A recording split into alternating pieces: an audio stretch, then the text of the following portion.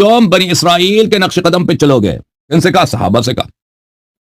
तो जिन्स और बनी इसराइल के कौम पे तो अल्लाह की लानत है कुरान मजीद में। तो मैं जमात उमरिया से पूछता हूं, और मेरा अल्लाह के पास कोई और दलील ना होना, तो तुम फिर सहाबा के पीछे क्यों लगे हो? और तुम्हारे मुतवातिर अहादीस में रसूलुल्लाह सल्लल्लाहु अलैहि वसल्लम ने सहाबा से कहा है कि तुम बनी इसराइल के नक्श कदम पे चलोगे। बनी इसराइल को अल्लाह ताला ने कुरान मजीद में बड़ी मजम्मत किया, हर तरह से मजम्मत की, लानत फरमाया। मेरे पास और दलील ना होना तो ये काफी कि सहाबा का इत्तिबा करना ये गलती है, ये रसूल पाक सल्लल्लाहु अलैहि वसल्लम की मुखालिफत है, या कुरान की मुखालिफत है, या सुन्नत की मुखालिफत है। तो ए जमात उमरिया, अगर मेरे पास और भी दलील ना होता, नहीं काफी होता। एक तरफ से हदीस मुतवातिर के सहाबा बनी इसराइल के नक्श कदम पे चलेंगे, दूसरी तरफ से कुरान मजीद का इनकार तो कोई नहीं कर सकता, उसमें बहुत ज्यादा आयात है, मजम्मत है बनी इसराइल।